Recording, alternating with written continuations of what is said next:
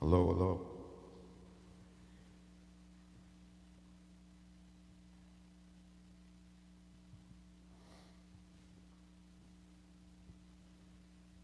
I'm going to sit on the ground because I'm more comfortable here, so please excuse me. And there's a story that Mark wanted me to share, a story about Hakuin, who was an incredible 18th century Rinzai Zen teacher. And he was a wonderful painter, poet, calligrapher, and actually there was just a show of his that was up for about 4 or 5 months at the Japan Society. These big calligraphies and beautiful. And all of it was aimed at waking people up, making people aware of their connection to each other, to everything, and responsible to live in that connection. So that was Zen Master Hakuin. And the story about him is a bit of I think a myth, but you love it anyway. There was a young woman in the village where he was the priest who became pregnant, and she was not married. And her parents, when they found out about this, were really upset. And they kept asking her, who's the father of this child? And she wouldn't tell them. And finally, one day, let's say it was Sunday dinner, and they said, come on, you gotta tell us. And she said, it's Hakuin, the priest. Probably because she thought it was so unbelievable that they would just let go of it. But they didn't. And as soon as the baby was born, they took the baby up to the temple and they knocked on the door, and Hakuin opened the door and they said, here's your child. And he said, oh, is that so? And he took the child and he raised the child for the next year or two. And during that time, the daughter saw the child and was very much in love with her child. And so she finally saw that the only way to be with her child was to tell her parents the truth, that the fishmonger's son was the father. And so she did. So the parents said, what? And they said, let's go get that child. They marched up to the temple, knocked on the door. Hakuin opened the door with the baby in his arms, and they said, Hakuin, that's not your child. And he said, oh, is that so? So, a story about equanimity, perhaps, yeah, amongst other things. So Mark asked me to talk about equanimity. This was before Kamala stepped in and things looked very bleak. They actually looked a lot like one of the descriptions we were being given of the future of America, like, oh my God, there's going to be a civil war, and now all of a sudden things don't seem to be looking so bleak, but the warning is that that's how close that we were to things being very bleak, and they may look that way again. And that's equanimity, when things look bleak, it's a big picture view of things. In Buddhism, we call it upekkha. And upekkha means of the view from high up, right? And it's a big view of life, seeing the ups and downs, as they look over a long period of time, maybe just like a little bump or, ripple in the water. And it's a practice for us that we cultivate. There's 4 qualities that are called the Brahma Viharas. They're called the 4 immeasurables, or the 4, Brahma Vihara means the divine abodes, right? And those are, the 4 Brahma Viharas are loving, kindness, compassion, sympathetic joy and equanimity. And we cultivate them, we practice them, right? As we say,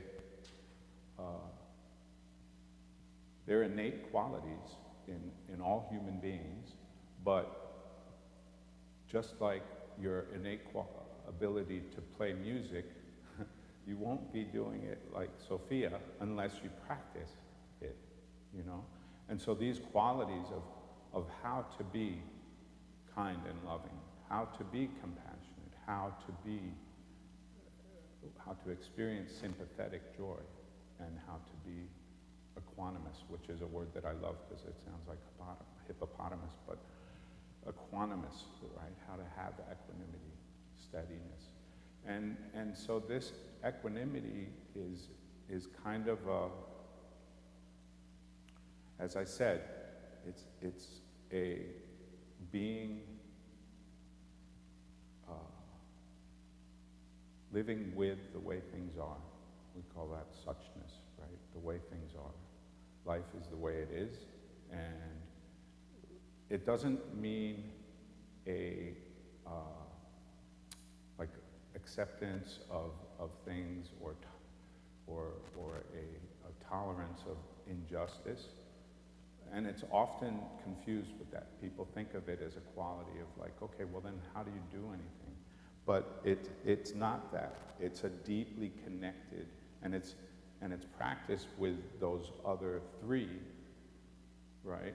So that there's loving, there's compassion as well. There's also sympathetic joy. And it keeps us, so we're not indifferent.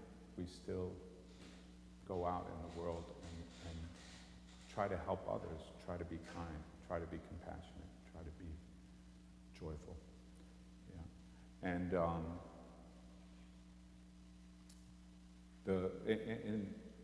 in Zen, we talk about that there are four qualities of, there are four marks or seals that describe our lives. And the first one is that everything changes. Everything changes, you know, and there's nothing but change, impermanence, yeah. And the second one is that there's really no separate self. We think of ourselves as individuals, but we're completely connected within our communities, within our nations, within the entire world, with all beings, not just even human beings, not just with the ones we like, you know, with the roaches and, sorry Marky, and Republicans, all of them are our family, yeah?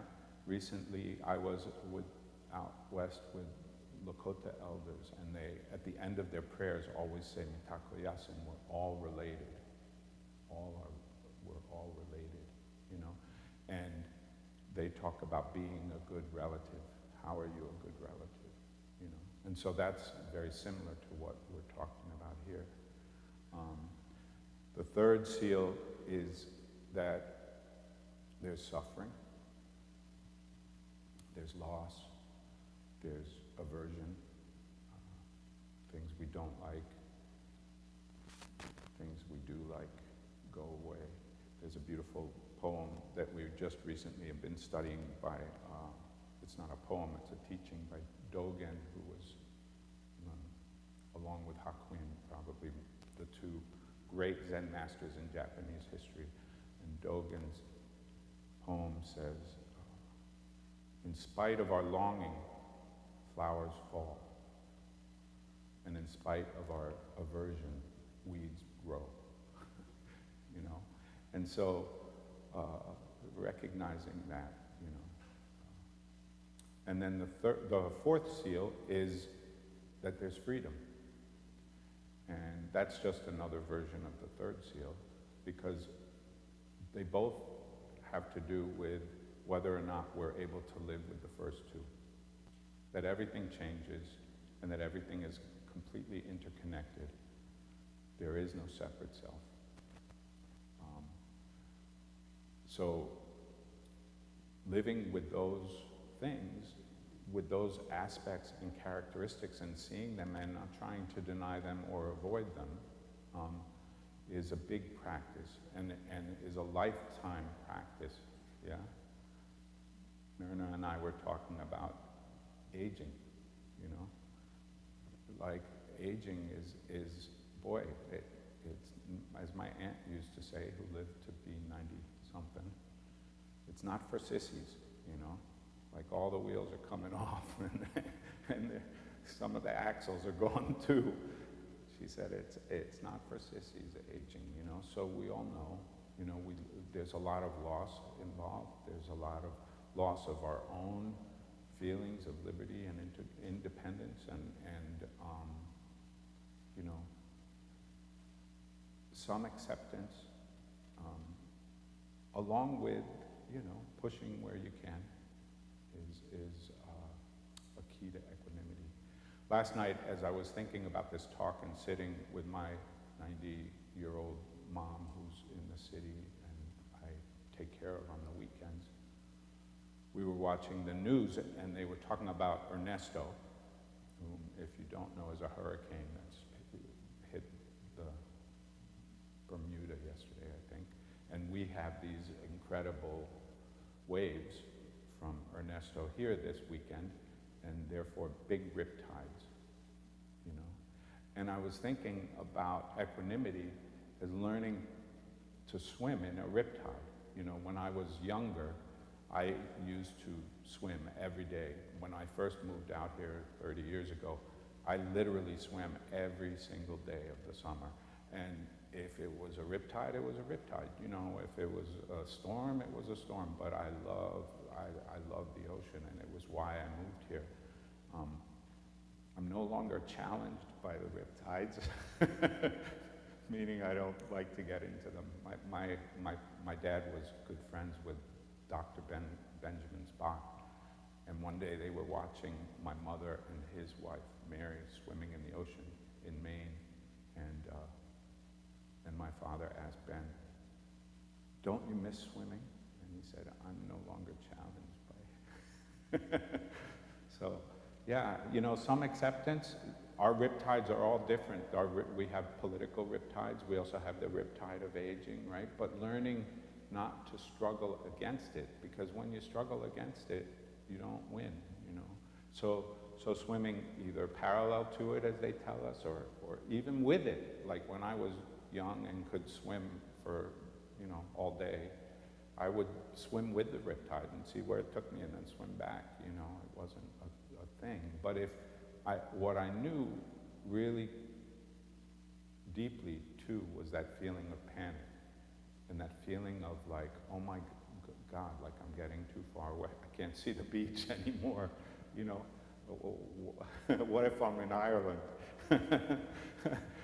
That actually wasn't panic. It was actually a good feeling. But you know, and when that feeling came, how easy it was to then try to fight it, you know, to swim into the tide, back to shore, right? And that was never fruitful. So learning to swim with the tide is a beautiful, maybe, way of thinking of equanimity. And lastly, my Zen grandpa, Bernie Glassman Roshi, was considered one of the great teachers of equanimity. And the way that he taught equanimity was he developed the three tenets, which are not knowing, bearing witness, and loving action. And then he saw that maybe one of the best ways to teach people not knowing was to take them to places where they weren't comfortable. And so he developed street retreats where you would go and live on the street for 4 or 5 days. He developed bearing witness retreats at Auschwitz initially, and then in other places of historical conflict and trauma. The retreat that I was on with those Lakota elders is one of those retreats. Because he recognized that would take people to this place of really being not able to plan or control, or just to have to face and deal with what was coming up, you know. So those retreats continue all around the world, and they are really powerful ways of developing, kind of growing the equanimity muscle, you know. And it's a muscle. It's like practicing playing the violin. When we're done, I offer that any of you may come up and try to play the last song without practicing on the violin. No one will be able to do it but Sophia, who's been practicing it, you know. So we have to practice these things. And honestly, for me, the best practice is sitting here on a cushion, here or in my home or wherever I happen to be, for 30, 40 minutes or an hour, and just sitting and feeling the breath in my body, noticing all the thoughts and feelings coming up. Oh, you know what? I should really go upstairs and do something, or you know, any of those thoughts, right? And continuing to just stay with that and sit with that, and for me, that's the thing. And it's not like we have a goal in doing that practice to become like the best at equanimity or something. You know, that's not really a thought that comes up. If it is, then we let it go and we come back to the feeling of the breath in our body, right? So now, at the end of this, I'm allowed to offer a little meditation, right? So my offer of meditation to all of us is that we try to do that we just sit here. You should try to sit up straight and unsupported, because your body is supporting you. And breathe in deeply. And then breathe out completely.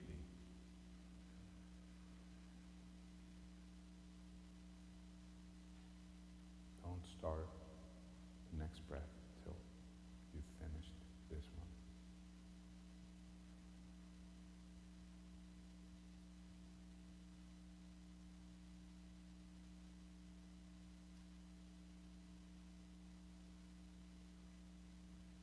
And any thoughts or worries or concerns that come up, or ideas about how you're going to come join the Zendo or whatever, just breathe them out too.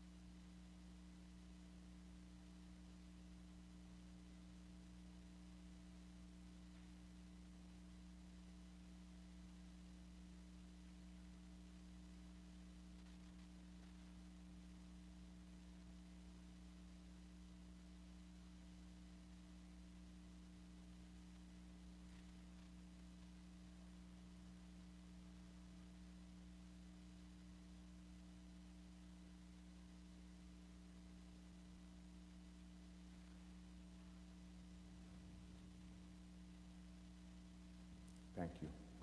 And I'd like to just finish with a little story to tie it all together about Satsujo. Satsujo was Hakuin, who we were talking about at the beginning, his niece. And she was also a Zen teacher. She was also his student. And as an old, she wasn't ordained or anything. She just was known as a wise woman in the neighborhood to go consult when you had it. And but there are many beautiful stories about her. And one was that as an older woman, her granddaughter died, and she was grieving, and she was really grieving, crying, wailing. And one of her neighbors came to her and said, you know, this isn't really looking that good. People are saying, you know, you're a Zen teacher, you studied with Hakuin, you're awakened, you know. Why are you grieving like this? Like, please, you know, stop. And she said, you fool.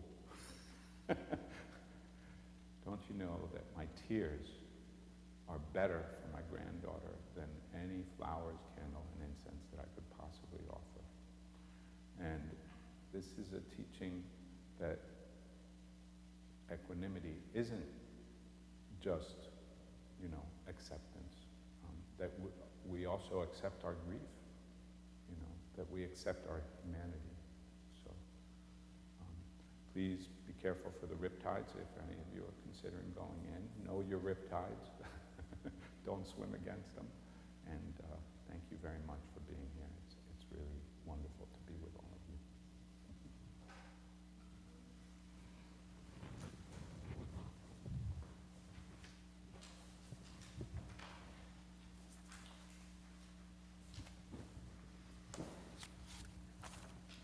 So now we'll join in singing number 159, This Is My Song. And thank you, Endo.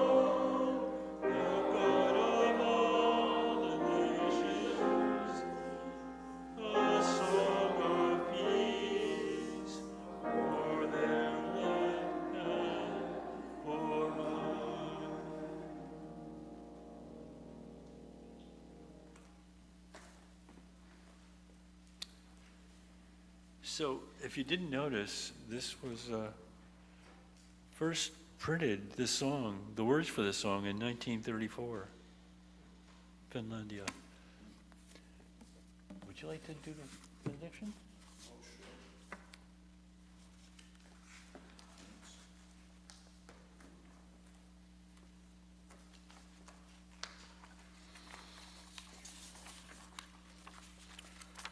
This benediction is adapted from the metta prayer. May all sentient beings be well and enjoy the root of happiness, free from suffering and from the root of suffering. May they not be separated from the joy beyond sorrow. May they dwell in spacious equanimity, free from craving, fear, and ignorance. Thank you. Thank you. So now we'll extinguish the flame for the chalice with the words that we know and are in your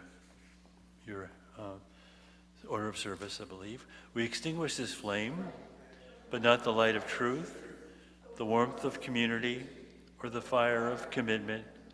These we carry in our hearts until we are together again. And now let's remain seated to enjoy Sophia's postlude.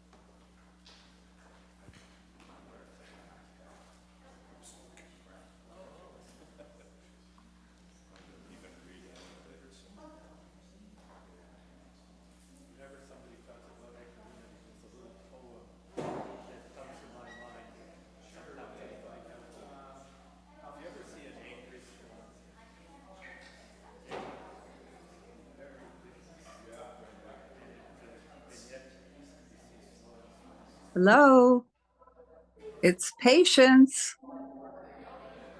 What? Hello. Somebody's saying hello. Let me just adjust the volume. That's Patience and Jerry. Hello. Okay. Okay, I think we're unmuted now. Let's just, Hello. Hello, Yeah.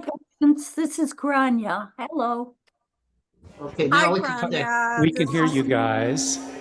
All right. Well, we've been trying to get on Zoom the whole morning, but I finally got on through my phone.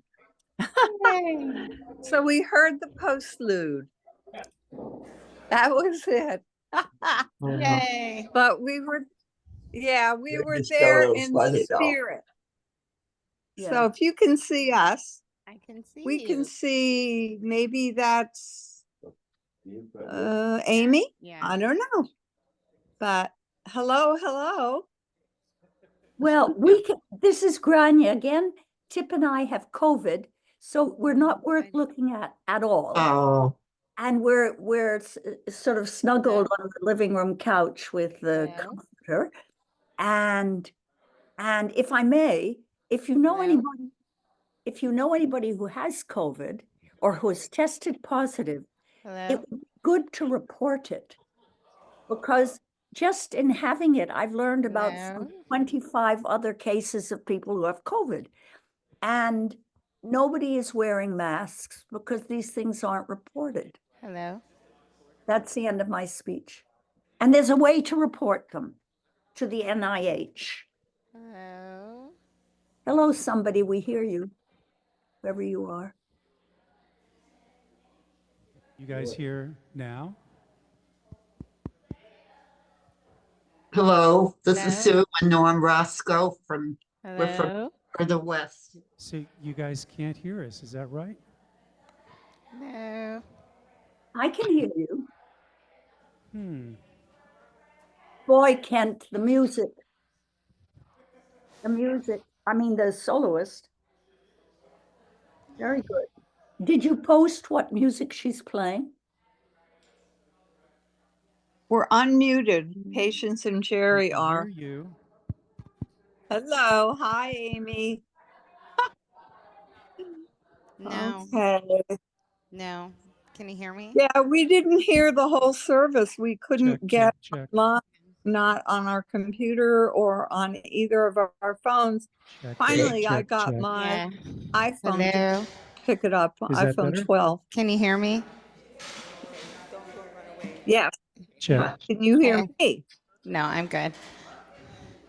Can you Okay. hear me now? Me? This is Amy. Hi, Amy. Hi.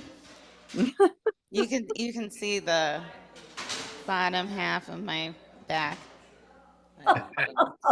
It looks very nice. Hello. The bottom half of your back looks very nice, beautiful blue. There's Patience and Jerry. I see them. Hi, happy Easter. Maybe. Is it Easter? No. Hi, Linda. Hi, how are you? Well, I don't Where have I got Linda? I don't see her. What are you She doing? has to be in front of the camera. You guys are moving Okay, around yeah, a lot. just sit down in one of those blue chairs. I got Otherwise, we that. can't see you because it's Here, I got set on Amy's butt, and maybe that's Carol's butt. I don't know.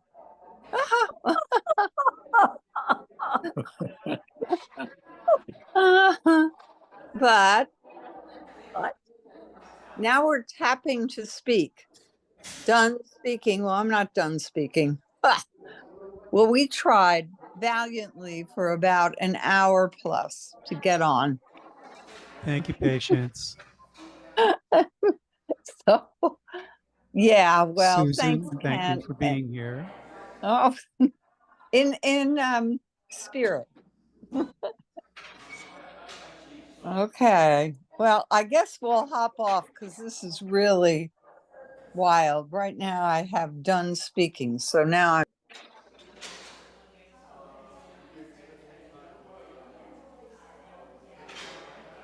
If you can hear me, Kent, this is Grania. Thanks very much for doing this.